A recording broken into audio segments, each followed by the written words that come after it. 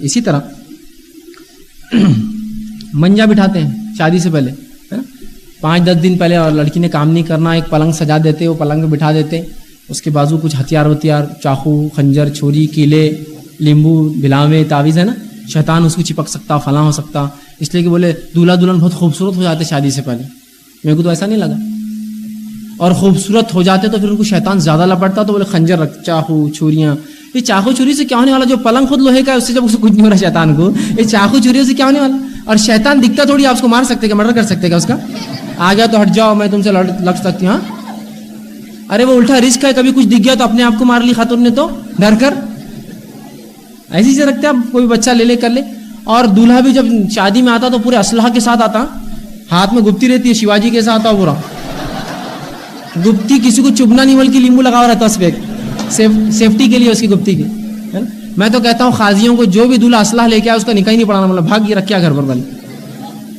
خنجر لے کے آتا ہاتھ میں، لٹرل سینس میں، اس کو لیمبو لگا ہوا رہتا آگے کہ چبھنا وبنا نہیں کسی کو. یہ کہے کے لیے بولے بہت خوبصورت دولہا، کیا خوبصورت ہو جاتا، بلکہ روبوٹ بنا ہوا رہتا ہمارا دولہا. تو کہیں دولہے رہتے اتنا شہر ہار بنتے کیوں چلتے ہو، ان کو اٹھا کے ادھر کرو، سلام کر رہے تو یوں سلام کرتے، یہاں پھول، یہاں پھول، یہاں پھول، یہاں پھول، ادھر پھول، پورا پھول ہی پھول پہنا دیے اس کو بیچارے، مطلب لباس کی ضرورت ہی نہیں، اس کو پھول میں ڈھکا ہوا رہتا ہو. روبوٹ رہتا پورا، اٹھا کے لے جاؤ، اٹھا کے لا کے رکھو اس کو.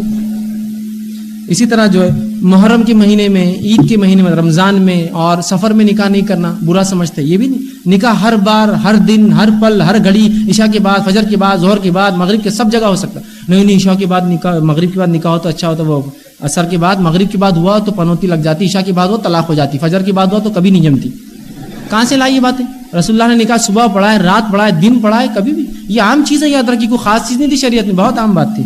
اسی طرح اپنی حیثیت سے بڑھ کر ولیمے کی دعوت دینا، نام و نیم، یہ درست نہیں، یاد رکھیے.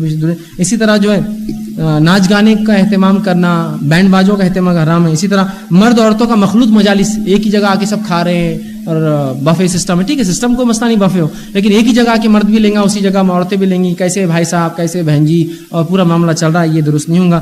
اسی طرح نکاح کے وقت مسجد کے لیے کچھ روپے وصول کرنا، مسجد والوں کا بھی درست طریقہ نہیں. مسجد میں جیسی آئے کوئی نکاح کے لیے آ جاتے، چلو وصولی 500 کی ساتھ، یہ درست نہیں ہے. نکاح مسجد میں کیسے ہوں گے؟ جب آپ وصولی کرنا شروع کر، لوگ بھاگ جائیں گے نکل کے وہاں سے، ٹھیک ہے. اسی طرح جو ہے جمعگی کی رسم کرنا. اب نکاح تو ہو گیا، بھلا جو کچھ بدعت تھی میں نے تقریباً کم بیش رکھ دی. جمعگی کی رسم کرنا، نکاح ہو جاتا ہے، پہلا جمعہ، دوسرا جمعہ، ہے نا، تیسرا جمعہ، چوتھا جمعہ جمعگی کرتے ہیں. اور جمعگی میں اتنا ہی خرچ جتنا شادی میں کرتے ہیں. بلکہ ایک صاحب تو بتانے لگے ہمارے علاقے میں 1 سال جمعگیاں ہوتی ہے 52. میں نے کہا مر جاتا ہوں گا بیچارہ آدمی جس نے شادی کی اپنی بچی کی، کہ تو جمعگی کا کھانا ظاہر سی بات ہے وہ مرد بیچارے لڑکی والوں کو کرنا پڑے گا، اس لیے کہ لڑکے نے نکاح کر کے وہ باپ پہ احسان کیا نا، اس کی بیٹی تھوڑی اٹھ رہی تھی. اب لہٰذا وہ تو غلام ملا ہوا ہے، اس کا جو چاہے بیچارہ کرے گا. جمعگی ہونا تو جمعگی، 50 لوگ لاؤں گا تو بیٹا لاؤ 60 لاؤ، کیا ہے، ایک کھانا بناؤ تو بیچارہ بولتا 2 بناؤ، کیا کریں گے. اس کی بچی کے ساتھ اچھا رہے، بس اس کی بیچارے کی خواہش یہی ہوتی ہے. لیکن یاد رکھیے یہ کمر توڑ جواب آپ کو فوراً ملتا ہے اپنی بچیوں کے نکاح میں، اپنی بہنوں کے نکاح میں، یہ سب بہرحال سامنے فوراً آ جاتا ہے.